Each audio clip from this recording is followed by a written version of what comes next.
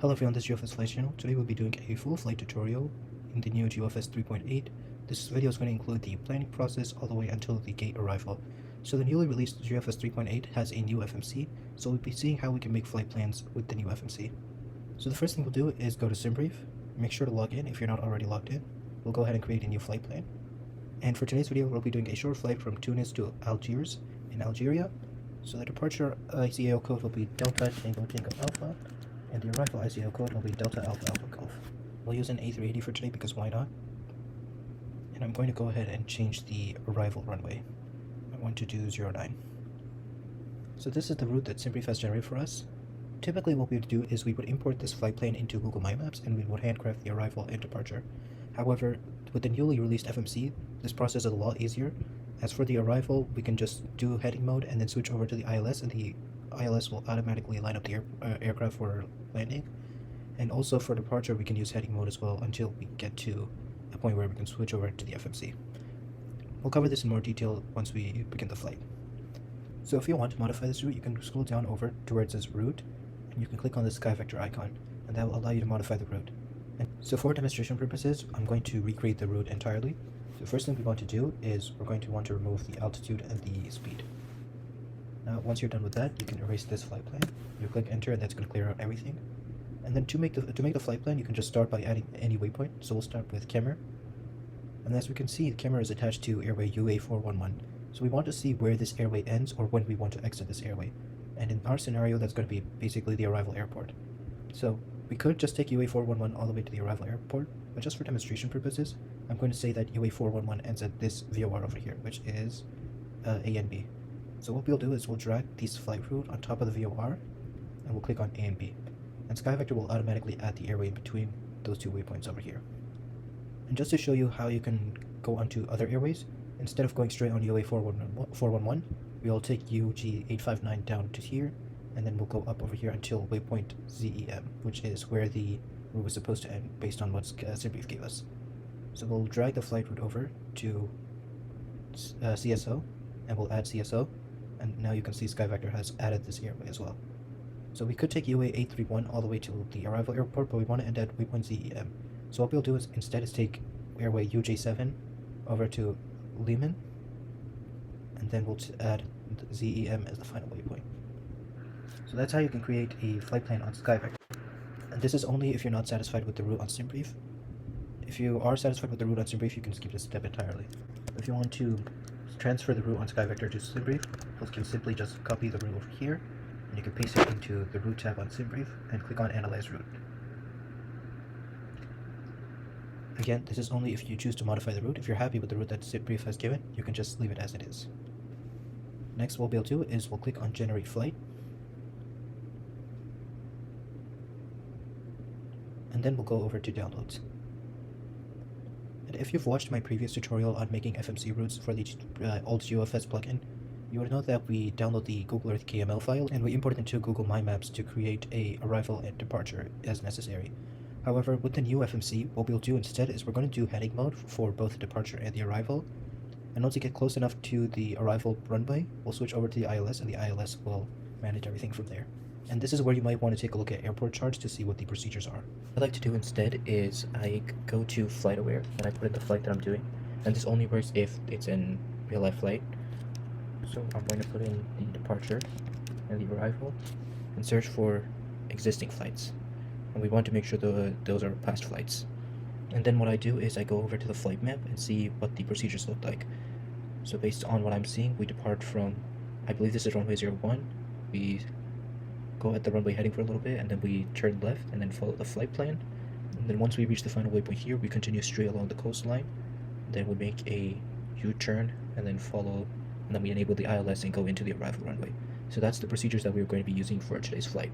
So instead of downloading the KML file, we're going to go ahead and download this FSX/P3E, which is the .pln file. We'll click download on that, and then we'll go over to this computer program that I've created. I'll link it down in the description, but you could also just go to my website and it'll be at the menu bar, and you'll click on default FMC generator.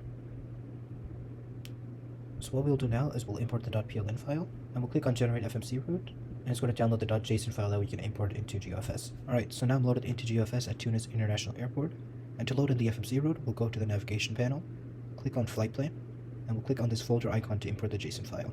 So once you've imported the JSON file, you can see all of these waypoints from SimBrief now appear on the FMC panel over here. And what we'll do now is we're actually going to remove the departure airport and the arrival airport and set the departure and arrival using the navigation panel. So we'll remove the departure airport and we'll go over to the runway that we're departing from. In this case, that's going to be runway 01. So we'll go to the opposite of runway 01, which is runway 19, and we'll click on the gray departure icon. That's going to set the departure airport. And then we'll do the same for the arrival airport, except we'll click on the runway that we're actually landing on. So what we'll do is we'll go over to the arrival airport. We'll delete the arrival ICAO code on the FMC panel.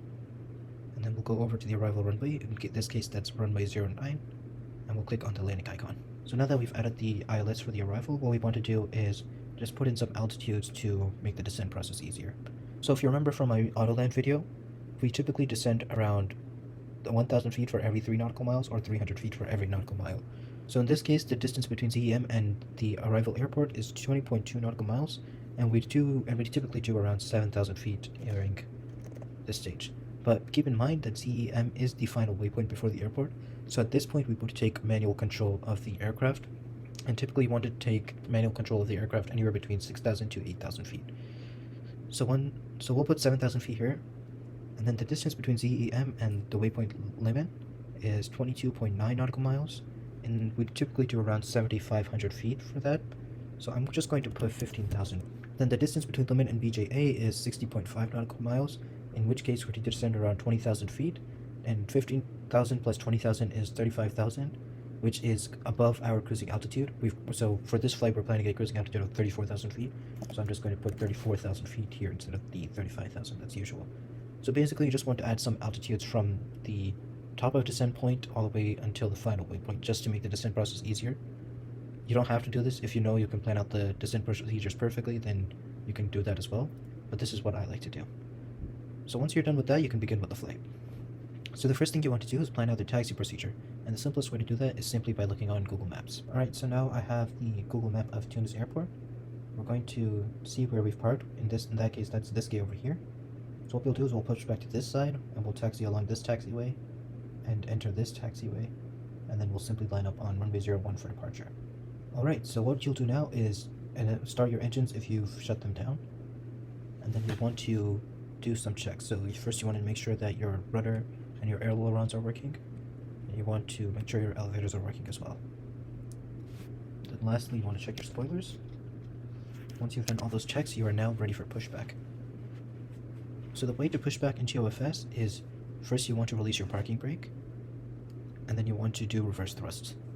So you can go into reverse thrust by holding down the control for decreased throttle all the way until it goes beyond the idle point, and that will be your reverse thrust. And sometimes the aircraft stays idle after you've applied reverse thrust, so in this case you want to just simply quickly open up the navigation panel and then close it again, and then the aircraft will start moving. So we typically push back at around 5 knots, and then once your aircraft starts moving, you can decrease your reverse thrust as well.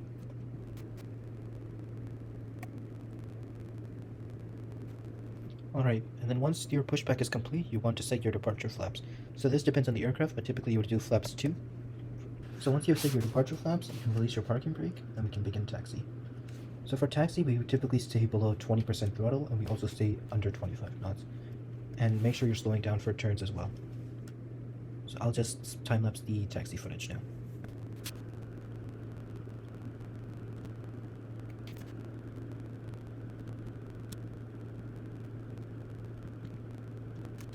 Alright, so once we're at the runway, we just want to make sure everything is working fine. Make sure that your ailerons are functioning as intended, spoilers are working, just do final checks. Make sure that the first waypoint is selected in the FMC. So the first waypoint is Kemmer, which is highlighted in blue, which means that it has been selected. So now we can begin our takeoff. We'll release our parking brake, and we'll start out at 40% throttle. We'll do 40% for around 5 to 10 seconds, and then we'll increase to full throttle. Alright, we're crossing 100 knots. Alright, we're now at 125. We want to start rotating our elevators, and we typically want to begin liftoff at around 150 knots. There we go. And we'll do gear up, and we'll climb out anywhere between 2,000 to 3,000 feet per minute on the vertical speed. Alright, we can engage our autopilot now. So we want to set the altitude to 10,000 feet initially, and you want to set the speed to anywhere between 210 to 250 knots. So I typically do 230, and this is going to depend on the departure procedures for each airport. So you can look at the charts to see the speed restrictions. So if you have a tight turn ahead, you usually want to do 210 or 220 knots so that you don't overshoot the turn. So we're going to fly on heading mode for a little bit. So as you can see, the first waypoint is over here, and we are currently heading north. So this is where you look at airport charts to see what the departure procedures are if you want to be realistic. Otherwise, you don't have to do that. You can just stay on heading mode for a little bit, and then after a while, you can engage the first waypoint, which is what we'll do right now. So over here on the top at the so over here on the top in the autopilot, you can see below the heading, there's two options for HDG and nav. You want to switch over from HDG to nav, and that is going to engage the FMC. And as you can see, the aircraft is now turning towards the first waypoint.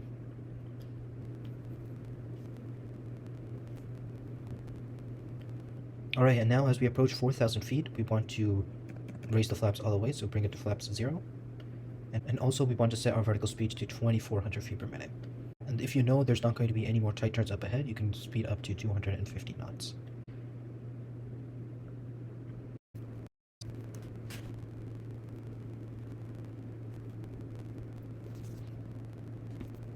Alright, so we're now approaching 10,000 feet.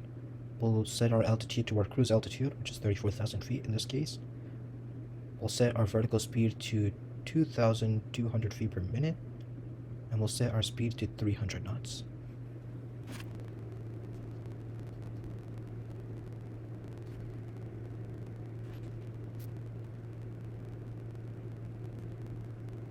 Alright, we're approaching 18,000 feet now, so what we'll do is reduce our vertical speed to 1,800 feet per minute, and we're going to increase our speed to 350 knots. So one thing to keep in mind is that the default autopilot uses true airspeed compared to the indicated airspeed that the old GeoFS FMC plugin used, so we are doing the procedures a little bit differently. So if you were to use the old FMC plugin, you'd usually do around 270 knots at this stage. I have the flight procedures for that outlined down on my website. You can check it out there. Alright, and now we are turning. So as you can see, the navigation mode automatically switches waypoints based on what we have in the FMC. And we're currently on waypoint Bravo Alpha Romeo India Mike. And another cool feature about this new FMC is that you can see your flight path outlined on the map. And it's also color coded, so yellow represents below 10,000 feet, and green represents 10,000 to 20,000 feet, and then blue represents 20,000 feet and above. So that's another cool feature. You can look at your completed flight path. And then the pink is the FMC, the flight path from the FMC.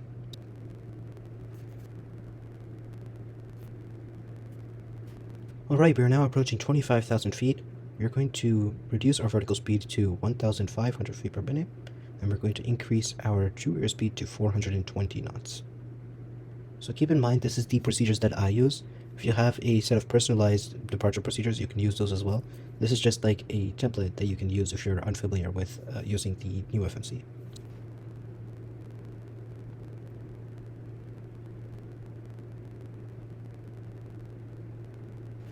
Alright, and we're now coming up on 30,000 feet, so we'll reduce our vertical speed to 1,000 feet per minute, and we're going to go to 450 knots.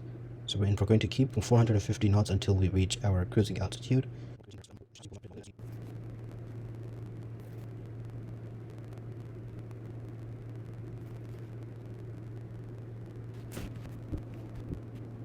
Right, so we're now at cruise altitude. We'll go ahead and switch over to Mach speed, and we're going to increase to Mach 0.84, and that's going to be our cruise speed for this flight. So now I'll just time-lapse the cruise, and I'll see you guys when it's time for descent.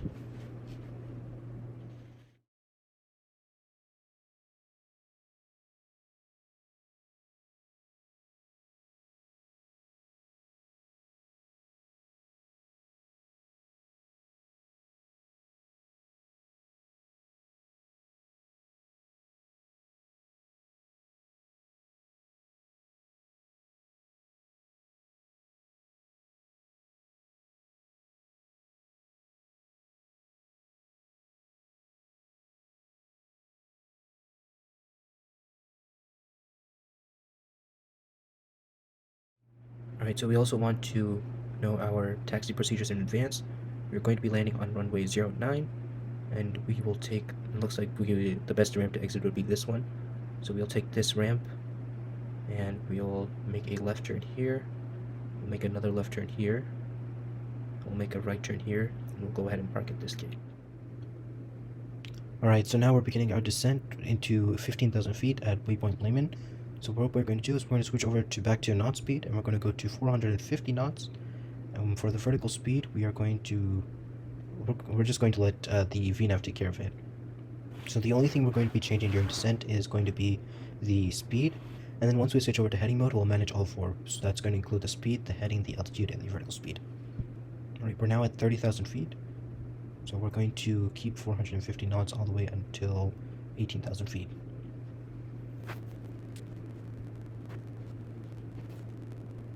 Alright, so we're coming up at 25,000 feet. I'm going to change the speed to 420 knots. And also I'm going to add the vertical speed because it looks like the aircraft is descending a little bit too steep. So we're going to set our vertical speed to negative 2,200 feet per minute. Actually, we'll change that to negative 2,000 feet per minute.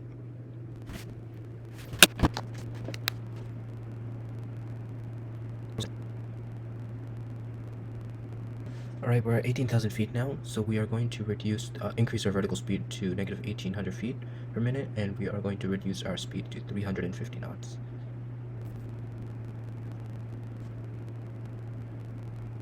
Alright, we're now at 15,000 feet. We are going to hold this altitude until our next waypoint, which is in approximately 10 nautical miles.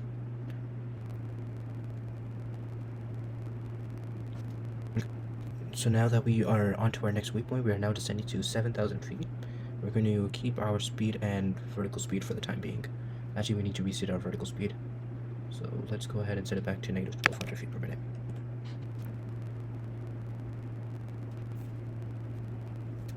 Alright, we're now at 12,000 feet, so we are going to reduce our speed to 250 knots.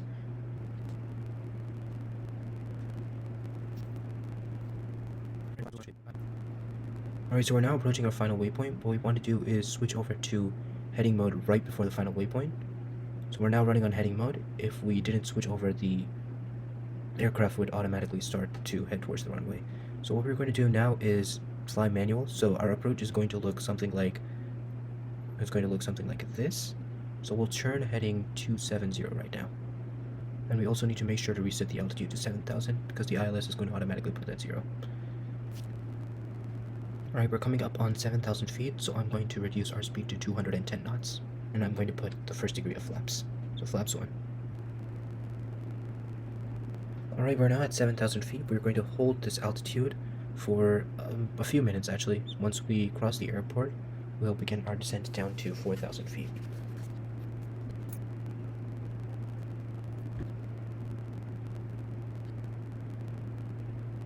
Alright, so the airport is now to our 9 o'clock. We can begin our descent to 4,000 feet. We're going to set our vertical speed to negative 1,200 again, and we're going to reduce our speed to 180 knots. And now we're going to engage flaps 2. So again, keep in mind that the procedures will vary for each airport.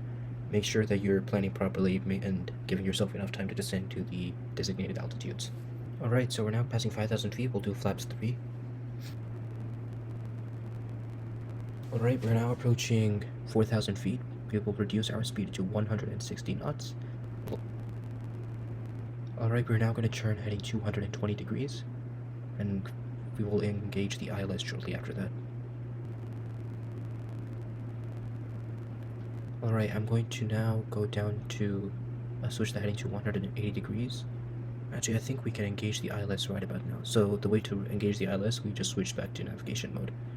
And you'll note that the ILS is in motion if you see the vertical speed going crazy. Alright, so now we're making our final turn. Once the turn is complete, we can put down our landing gear, and it will take us straight to the runway.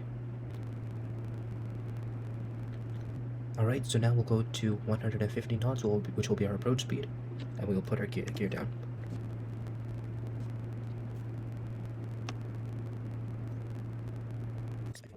So what we'll do is we'll disengage autopilot right now, and we'll fly the rest of the approach manual.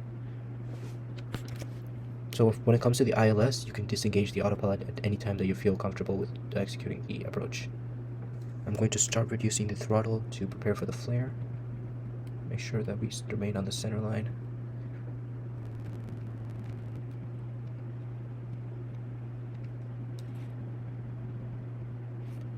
Alright, begin our flare.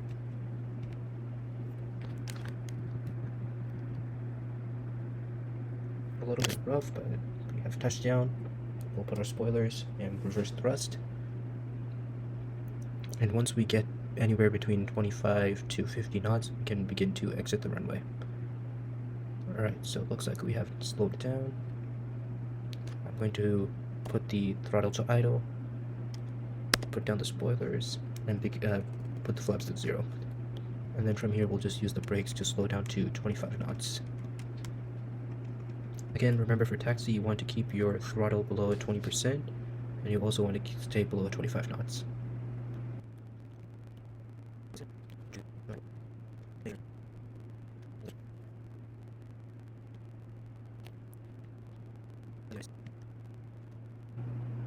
So once you're at the gate, you want to stay below 5 knots, and make sure you're stopping at the appropriate stop point. It should be right here. And once you're done with all that, you can just shut off your engines, and that is the end of the flight. So before I conclude this video, I would also like to showcase another program that I've made. This is a converter which converts an FMC route in the format of the old FMC plugin into a JSON file that you can input into the new FMC. So we'll test it out using one of my old routes. So here I have the Atlanta to Johannesburg route. So I'm going to copy over this. I'll paste it into the text box over here. And I can click generate FMC route, and it's going to download the JSON file. Alright, I'm now spotted at Atlanta. I'll go ahead and import the FMC route. And as you can see, we now have every waypoint from the original FMC route in here. So again, there are two things that we need to do. First thing is we want to set the departure airport. So we'll go to the opposite end of the runway. We'll click on the gray departure icon.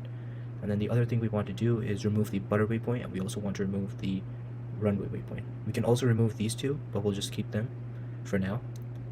So let's go over to the arrival airport. So actually every waypoint up till here can be deleted actually. Let's do that. So we'll delete this one, we'll delete this one, and we'll keep this one. So from here we'll engage the ILS. So we'll click on this. This is going to be our arrival runway, and we'll click on this gray arrival icon. So from here the ILS will complete the approach on its own. So this is how you can convert your FMC routes that you might have had for several years on the old GeoFS FMC plugin. You can now convert it into a JSON file, which you can put into the new FMC. So that's the end of the video. I hope you all found it useful. If you still have any questions, feel free to drop them in the comments below. I tried to make this as detailed as possible, but if I missed anything, please do let me know. I'm more than happy to answer any questions. But that will be all for today. Thank you for watching.